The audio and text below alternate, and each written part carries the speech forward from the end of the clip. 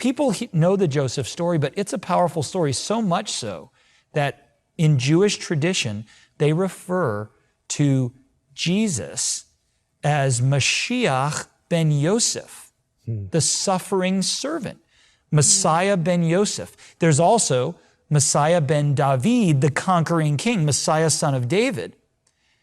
The problem with Jews today, their lack of understanding is that was the same person who would first come as the suffering servant, Joseph, and ultimately become the conquering king, which we believe. So the story of Joseph is about God giving him a dream that his brothers would bow down to him. They were jealous, threw him in a pit, and he went through all these terrible circumstances. He didn't know he'd get out ever, but he trusted God, stayed faithful, and he ultimately saved those that tried to kill him and the rest of the world. So my Joseph story didn't start when I got Crohn's disease and those other illnesses and overcame those, started an amazing company, starting writing books. That was chapter 1. I thought I had been through the worst. I was trapped in a prison that was my own body. My before photo looks like a Holocaust victim or maybe a survivor. And when I heard God say, be a Joseph, I thought that I had gone through the pit already, right? Well, you just mentioned it. Yeah. So get this, I'm in the back of a bus. I'm going to say that it's May of 2008, and the Lord calls me to be a Joseph. I'm in the middle of a 250 city tour. The Lord says, be a Joseph. I'm studying. I'm realizing that I'm going to be one of many, I believe, to bring food, clothing, shelter to the world because I'm learning. I'm excited. God's called me to something great. This is May.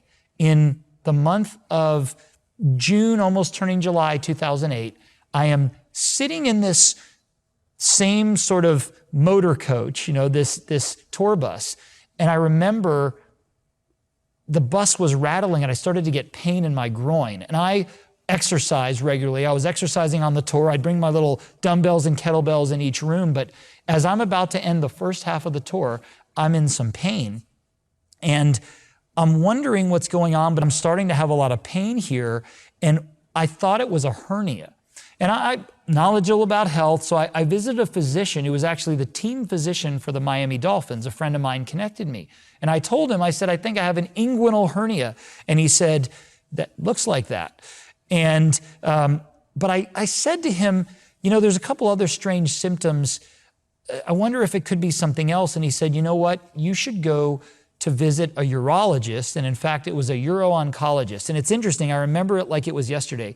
I was going to meet Bishop Jakes about an amazing plan we had discussed to help African Americans get healthy because they had less access to health products and nutritional programs. And I was going to fly there a few days later. I think it was on a Monday. I went to see the doctor on Friday. He said, you shouldn't fly.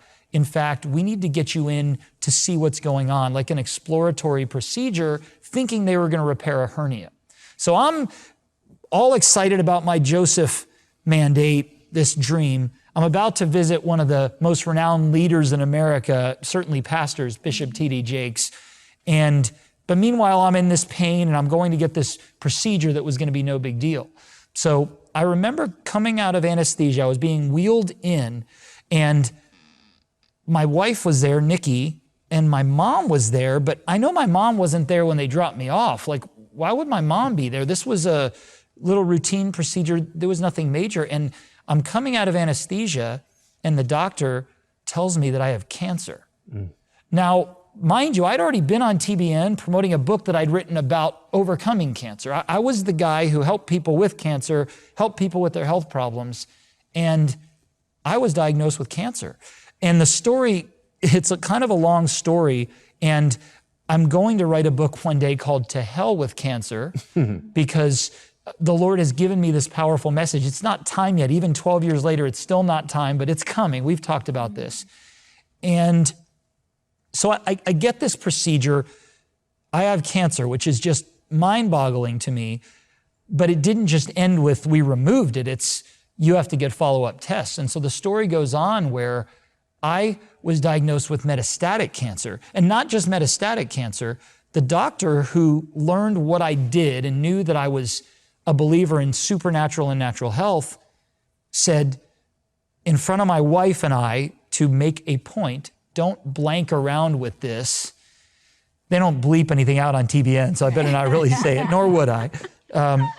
He said, if you don't get treatment, and that was chemo, surgery, possible radiation, there is a 100% chance you'll be dead in 90 days.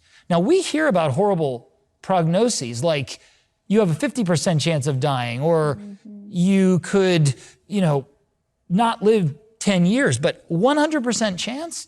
And I'm just mind-boggled at this.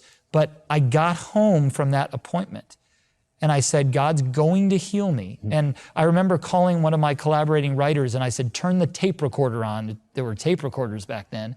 And I spoke a message of faith in a prognosis of terminal cancer. And I knew that the Lord had given me the sort of freedom to go 40 days on a health and wellness program, body, mind, and spirit. And I even told my wife, and I told this doctor, I said, if in 40 days I'm not cancer-free, I'll do something. I mean, I'm not gonna make natural health an idol. If I need to do some kind of therapy, I'll do whatever I have to do. We had just adopted 2 children. I was in the midst of a book launch, and who cares about that at this point? TV program. I was a CEO of one of the fastest growing companies in America. Oh, and it was a nutritional company. And I'm teaching people how to stay well. In fact, I went to a physician at Harvard Medical, the most esteemed institution in America, if not the world. And I asked, so you want me to go through chemo and this surgery? Is it more mild chemo? What are the side effects? Because I'm very health conscious. And he's like, yeah, I know who you are. You write those health books. I wonder what your readers would think now. Like, that's what the doctor tells me. Oh my God. I get a blood test there. The results come back worse.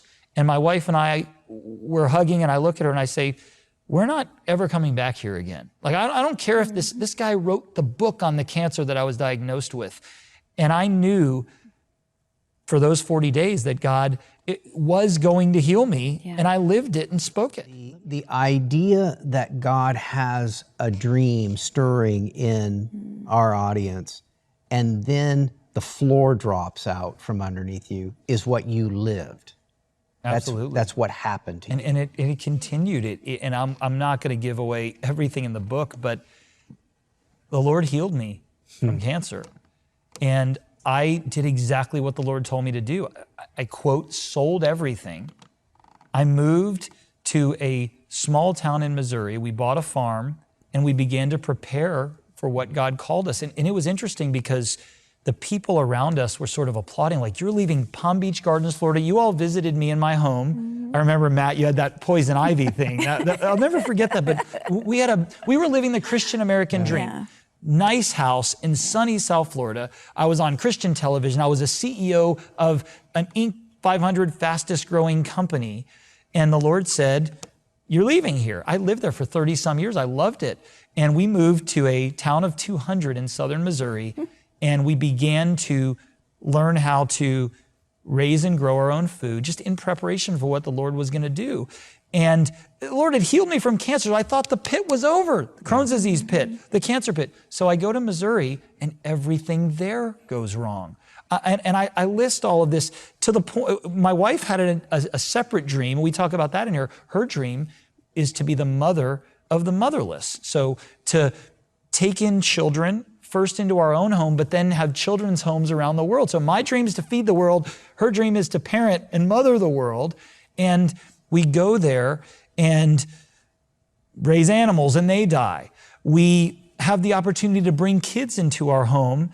Just supernaturally, someone posts online, the Lord told me, you're supposed to adopt this baby that I have custody of, and brings her to our farm with her brother and sister.